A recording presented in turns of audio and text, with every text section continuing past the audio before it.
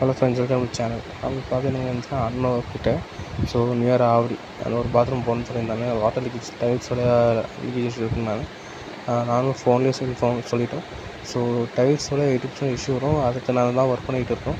அது போட்டால் அவங்க 5 to 6 years அந்த இஷ்யூ வராது. பட் அது போட்டு மீறி வந்துச்சுன்னா கண்டிப்பாக வேறு எங்கன்னா உள்ள லீக்கேஜ் இருக்கும். அதை நீங்கள் உடச்சி தான் பார்க்கணும் ஃபுல்லாக டைல்ஸ் வந்து.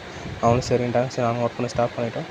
ஃபுல்லாக எல்லா ஜாயிண்ட்டும் ஃபஸ்ட் தொடச்சி திரும்ப அப்புறம் கட் பண்ண ஆரம்பிச்சிடும். கட் பண்ணிவிட்டு எக்யூப்மெண்ட் போட்டு க்ளீன் பண்ணிவிடுவோம். திரும்ப டஸ்ட்லாம் வந்து ஸ்பான்ச் க்ளீன் பண்ணிவிடுவோம். ஓகேங்களா? அதெல்லாம் பண்ணிட்டு ட்ரை ஆனதுக்கப்புறம் எப்பாச்சி கெமிக்கல் போடுவோம். எப்பாச்சி ரோட் போட்டுட்டு அதுக்கப்புறம் திரும்ப ரப்பர் கெமிக்கல்ஸ் க்ளீன் பண்ணுவோம். அப்புறம் ஷாம்பு வச்சு க்ளீன் பண்ணுவோம். லாஸ்ட்டாக வாட்டர் க்ளீன் பண்ணுவோம். ஸோ எத்தனை ப்ராசஸ் பண்ணுறோம் ஒரு பாத்ரூமுக்கு. ரேட் பார்த்திங்கன்னா சென்னையில் 30 square feet இருந்துச்சுன்னா 3500 வருது மெட்டீரியல் சேர்த்து. ப்ரீவியஸாக 3000 தான் வாங்கியிருந்தோம். இப்போ ஏன் எக்ஸ்ட்ரா 500 வாங்குறோன்னா இப்போ கார்னர் ஃபுல்லாக நாங்கள் ஸ்லோப் மாதிரி வைக்க ஆரம்பிச்சிட்டோம். ஸோ எக்ஸஸாக எங்களுக்கு 1/2 kg மெட்டீரியல் தேவைப்படுது. ஓகேங்களா? 1 kg மெட்டீரியல் 1000 rupees வருது இந்த எப்பாச்சி ரோட். அதனால தான் இப்போ நாங்கள் கார்னர் எல்லாம் இப்போ ஸ்லோப் மாதிரி வைக்கிறதுனால தண்ணி போனால் ரிட்டர்ன் அது மாதிரி வச்சுருக்கோம். அதனால தான் இப்போ எக்ஸ்ட்ரா 500 இன்க்ரீஸ் ஆகிடும். தேங்க்ஸ் ஃபார் வாட்சிங் வீடியோ.